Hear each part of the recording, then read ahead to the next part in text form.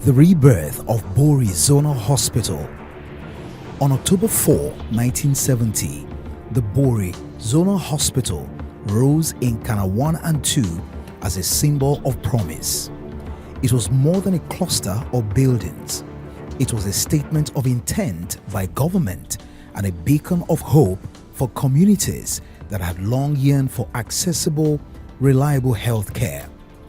Built to serve a wider swath of Rivers State Southeast Senatorial District, the hospital was conceived as a dependable public health institution, operating round the clock and duly licensed by the Federal Ministry of Health. In an era when healthcare infrastructure was still unevenly distributed, Bori Zonal Hospital stood as a bold commitment to the well-being of the people. Successive administrations acknowledged the importance of the hospital but failed to rescue it from decay.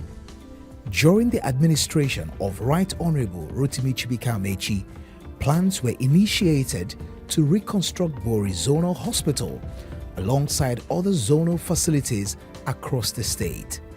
For a moment, there was renewed optimism. The idea of a rebuilt, modern hospital rekindled hope among residents who remembered its better days. Momentum was briefly gathered, but it could not be sustained, and the project was eventually abandoned, leaving behind unfinished structures and dashed expectations. When the administration of Barrister Nyesom Wike inherited the incomplete structure, hopes were raised again. A visit to the site and assurances to the community suggested that revival was imminent. Words of encouragement were spoken, and the people were asked to trust the process. After the award of the contract, funds were released and civil works commenced. However, following civil works marginally completed, the unfurnished hospital remained under lock and key, and once again, unused, fell into severe disrepair. The promises faded into silence. Once again, Bori Zonal Hospital slipped into abandonment, this time more visibly and painfully as years stretched on without progress. The hospital became a monument of neglect. Buildings were left half-finished, overtaken by bushy overgrowth and weeds and exposed to the elements. Roofs weathered under sun and rain. Corridors echoed with emptiness, and what should have been spaces of care became reminders of abandonment. There were no staff quarters to attract or retain doctors and nurses, making consistent medical presence nearly impossible. The absence of essential facilities such as functional mortuary and reliable power supply made proper hospital operations unrealistic. Even the most committed health worker would struggle to function in such conditions. The once promising zonal hospital could no longer deliver the secondary healthcare services it was designed for. Residents of Kana, Gokana, Tai, Andoni, Opobo, Nkoro, Eleme and Oyibo were forced to seek care far from home or rely on overstretched primary health centers that were never meant to handle complex cases. In emergencies, time became the enemy. The distance to better equipped facilities often meant the difference between life and death. Stories circulated of patients lost on the road, of women in labor traveling long hours, and of families drained emotionally and financially by journeys that should never have been necessary. Against this bleak backdrop of despair and disappointment, the coming of Governor Siminalayi Fubara marked a decisive turning point. With health identified as one of the core pillars of his administration, the governor approached the challenge of Rivers State's ailing health infrastructure with urgency, focus, and clarity. He understood that healthcare was not just about buildings, but about people, dignity and survival. When he encountered the abandoned Bori Zonal Hospital site, he chose not merely to complete what was left behind, but to rethink and expand it in line with modern healthcare needs and population realities. Despite political turbulence and distractions that could easily have stalled progress, the Fubara administration followed due process, recommitted resources, and drove the project steadily to completion. It was a deliberate and disciplined approach anchored on the belief that public health infrastructure must be built to last.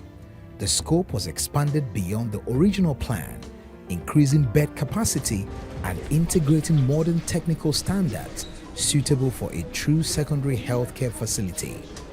What emerged from this effort was not a patchwork revival or cosmetic repair, but a comprehensive transformation that addressed both past failures and future demands.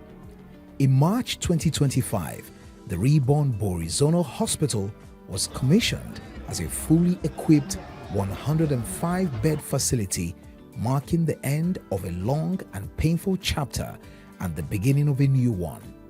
Hospital Bori is a 105 capacity bed secondary healthcare facility located in Bori, right here in Kana local government area. It is housed in a 3-story building with support buildings including a laundry, mortuary, staff quarters for 24 health personnel and their households, parking for 50 vehicles surrounded by lush green lawns, creating a serene and wellness-inspiring ambience. The location of the facility created a strategic locus that will attract high patient traffic, serving as a referral center for primary and smaller secondary healthcare facilities in River Southeast Territorial District. Good people of Bori will say, Your Excellency, Oyade, thank you for the opportunity to serve. The essence of this secondary facility is to reduce the pressure in the teaching hospital. If you go to the teaching hospital, you'll see the number of our people struggling to get quality services. So we felt if the zonal hospitals are properly fixed, up to standard, there won't be need of this issue of scrambling to get medical attention in our teaching hospital. And for that reason, we didn't end by just fixing it the way we met it. We believe that it will be proper for this facility to be expanded and everything that is needed in a standard health facility is provided. And I can tell you, to the glory of God, today, those things are all in this compound.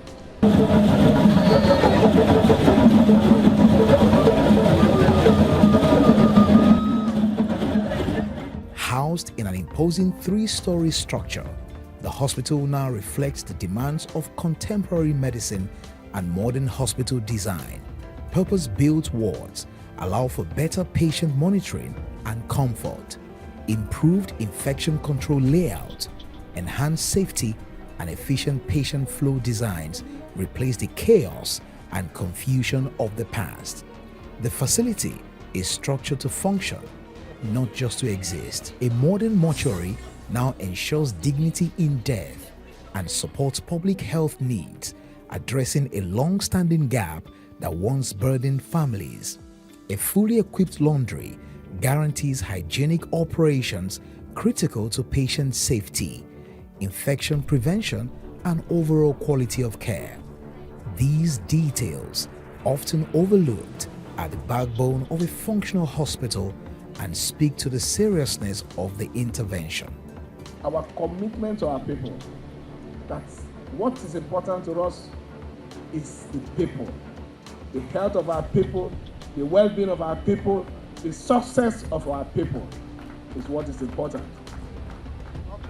I want to appeal to the Commissioner and the health management, but this facility, I don't want it to just be one of those cases where we come after commissioning, we seal them. This place should be immediately opened and put to use, because all the equipment is already in the hospital. So I don't think there's any need for us to wait tomorrow or wait for 1 week. In fact, Commissioner, let this facility be open today for use. One of the most significant upgrades is the provision of staff quarters capable of accommodating at least 24 health workers and their families. This single intervention addresses a long-standing barrier to quality care by ensuring that doctors, nurses, and other professionals can live close to their place of work, respond quickly to emergencies, and remain committed to the community they serve. It transforms the hospital from a distant workplace into a living ecosystem of care. Complementing this is a spacious parking area with capacity for over 50 vehicles, easing access for patients and visitors, and landscaped lawns that restore a sense of calm, order, and dignity to the hospital environment. Today, the impact of this transformation is already being felt. Communities that once endured long, exhausting journeys for surgery, childbirth, or emergency treatment now have access to comprehensive care closer to home. Pregnant women receive safer antenatal and delivery services under better conditions. Accident victims are stabilized promptly without the delays that once proved fatal. Families benefit from improved diagnostic, laboratory, and pharmacy services that reduce uncertainty and cost. Beyond treatment, the hospital has become a source of employment, training, and renewed confidence in public health care, restoring faith in institutions that once failed them. The story of the zonal hospital, Bori, is ultimately a story of governance choices and their human consequences. It is a reminder that neglect is never neutral and that abandonment always has a human cost. From its hopeful beginnings through years of decay, abandonment, and deprivation, to its eventual restoration under Governor Siminalayi Fubara, the hospital now stands as a living evidence that political will, properly applied, can reverse even the deepest neglect. For the people of Rivers Southeast, it is no longer a ruin of broken promises, but a functioning symbol of care, access, and renewed trust in government.